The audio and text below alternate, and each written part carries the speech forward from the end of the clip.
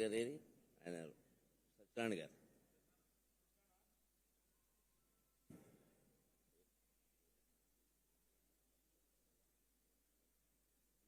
చెప్పండి.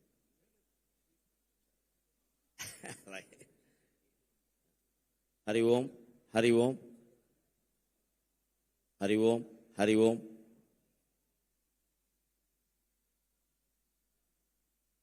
మాతృదేవోభవ. ఎందరు వేదికెక్కినను ఎందరు గల్గినా అమ్మా, ఎందరు వేదికెక్కినను ఎందరు గల్గినా నందమూరి వారి అందమునందు చంద్రుడు అందరి చిత్తముల ఆక్రమించినన్. ఎందరు వేదికెక్కినను ఎందరు గల్గిన నందమూరి వారందమునందు చంద్రుడు అందరి చిత్తముల ఆక్రమించినన్. అందరికంటే ముందుగను అమ్మకు మ్రొక్కగా, అందరికంటే ముందుగను అమ్మకు మ్రొక్కగా, మా అమ్మకు మ్రొక్కగా నా మనంబదే తొందర సేయుచున్నది. ఎందరు వేదికెక్కినను ఎందరు గల్గిన నందమూరి వారి అందమునందు చంద్రుడు అందరి చిత్తముల ఆక్రమించినన్. అందరికంటే ముందుగానే అమ్మకు మ్రొక్కగా, మా అమ్మకు మ్రొక్కగా నా మనంబదే తొందర పెట్టుచున్నది. ఏదో విడదీయగరాని బంధమై.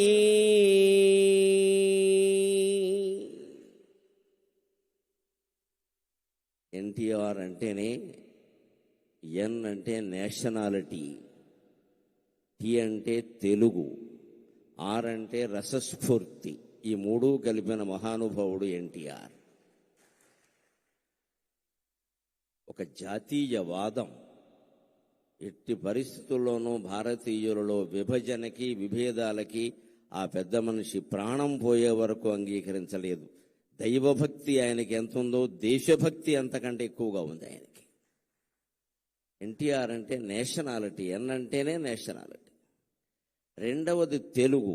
ఆయన ప్రాణం ఇచ్చాడు తెలుగు కోసం. నిజంగా నటుడుగా ఉన్నప్పుడు అంతే, నాయకుడుగా ఉన్నప్పుడు అంతే. పెట్టిన ప్రతి పథకానికి ముందు తన పేరు గాని, తండ్రి పేరు గాని, కొడుకు పేరు గాని ఏమీ పెట్టుకోవాల. తెలుగు తెలుగు తెలుగు తెలుగు. తరువాత ఎవ్వరు ఆ పథకాన్ని కొనసాగించినా ఎటువంటి ఇబ్బంది లేకుండా తెలుగు జాతి అంతా పరవశించే విధంగా ప్రతి పథకానికి తెలుగు అని పేరు పెట్టాడు ఆయన. ఎవ్వరూ దాన్ని మార్చవలసిన అవసరం లేదు, ఆలోచనే రాదు. అంత భక్తి, అంత ప్రేమ తెలుగు అంటే ఆయనకి. ఇక మూడవది రసస్ఫూర్తి. ఇది చాలామందికి తెలియదు. అందరూ నటులు కాలేరు, అందరూ కవులు కాలేరు, పండితులందరూ వక్తలు కాలేరు, పండితులందరూ అవధానులు కాలేరు. రకరకాలు, కొందరు అవుతారు, కొందరు అవ్వరు. కారణం రసస్ఫూర్తి తెలియకపోవడం. నేను ఇన్ని పుస్తకాలు చదివాను అంటే ఉపయోగం ఏం లేదు. నువ్వు దాన్ని జనంలోకి పంపడానికి ఏ టెక్నిక్, ఏ సాంకేతికత, ఏ నైపుణ్యం అవలంబించావు అన్నది ఎన్టీఆర్ సినిమాలు చూస్తే చాలు మనకు అర్థమైపోతుంది ఖచ్చితంగా. అద్వితీయమైన సంభాషణలు. మామూలుగా ఇప్పటి నటులెవరూ పలకలేరు. బహుశా అసలు వెనకాల ఉంటే తప్ప. నవఖండ భూమండలాధిప మకుట తట ఘటిత మణిగణ నీరాజిత నిజపాద పంకేరుగుండనే అన్నాలంటే ఇప్పుడు వాళ్ళకి వారం రోజులు కావాలి. తర్వాత ఉపవాసం కూడా వస్తుంది. రాసిన వాడు చావాలి, డైరెక్టరు చావాలి, వీడికి రాదీని. ఈ లోపు ఏమన్నా పిలిపించాలి. ఇటువంటి సంభాషణలు పేజీల కొద్దీ ఉండే వాటిని ఆ మహానుభావుడు ఒక్కసారి చూసి, నేను చెబుతా, మీరు అక్కడ కూర్చోండి, కాస్త టీ తాగండి అని చెప్పి ఆయన టీ తాగేలోగా ఈయన కంఠస్థం చేసి మొత్తం చెప్పేసేవాడండి. అది ఎన్టీఆర్ అంటే, అది ఎన్టీఆర్ అంటే. ఆ రసస్ఫూర్తి. నీకు విద్య తెలియగానే ఉపయోగం లేదు. ఇవాళ యువతరం ప్రత్యేకంగా నేర్చుకోవాలి. నేను బీటెక్ చదివా, ఎంటెక్ చదివా, ఏదో చేశాను కాదు. నీ విద్యని జనంలోకి పంపించే విధానం నీకు తెలియాలంటే ఎన్టీఆర్ నటించిన ఒక్క సినిమా చూసినా నీకు ఉద్యోగం వస్తుంది. ఖచ్చితంగా నీకు ఉద్యోగం వస్తుంది. ఒక ఇంటర్వ్యూలో ఎలా మాట్లాడాలి, ఒక ప్రజాసభలో ఎలా మాట్లాడాలి, మైకు ముందుంటే ఎలా మాట్లాడాలి, మైక్ ఏమీ లేకపోతే ఇంట్లో తలుపేసి అర్ధాంగితో మాట్లాడితే ఎలా మాట్లాడాలి, దేనికి దానికి తేడాలు ఉంటాయి. అవన్నీ ఎన్టీఆర్ సినిమా చూస్తే తెలుస్తాయి, ఎంత ఆశ్చర్యకరంగా ఉంటుందో. అది రసస్ఫూర్తి.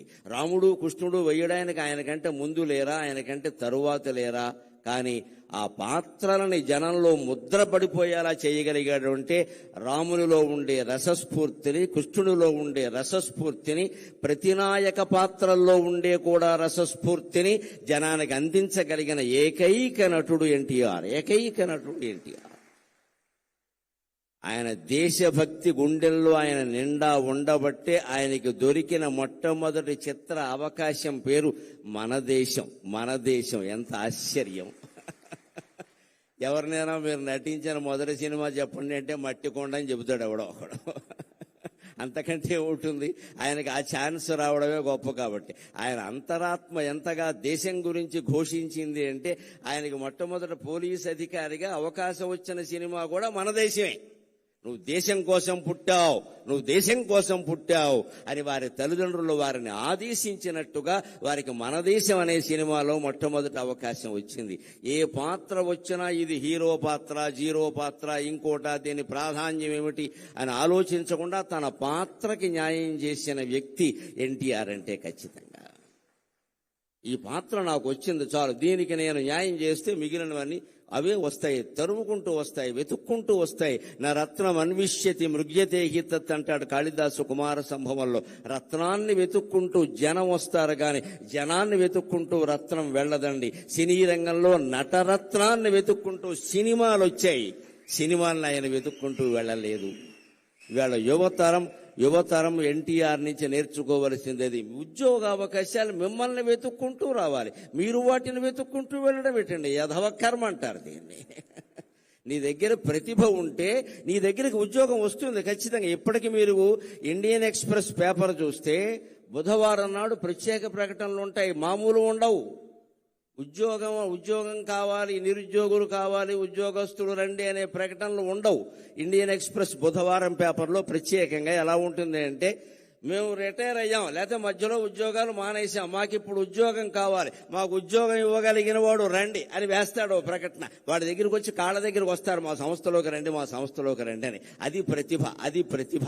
ఆ స్థితి మళ్ళీ సంపాదించుకోగలగాలి ఖచ్చితంగా. మాకు ఉద్యోగం కావాలి, ఇవ్వగలిగిన వాడు రండి, మా ప్రొఫైల్ ఇది, నేను ఇంత జీతంతో ఉన్నా, ఇప్పుడు ఎందుకో బయట తిరుగుతున్నా, నాకు కావాలంటే వస్తారు, మీరు మాకు కావాలని. అటువంటి ప్రతిభను యువతరం సంపాదించుకోవాలంటే ఎన్టీఆర్ లాగా దైవభక్తి ఉండాలి, దేశభక్తి ఉండాలి, భాషానురక్తి ఉండాలి, అన్నిటికీ మించి రసస్ఫూర్తి ఉండాలి. అది మనం ఎన్టీఆర్ నుంచి నేర్చుకోవాలి ఖచ్చితంగా. మన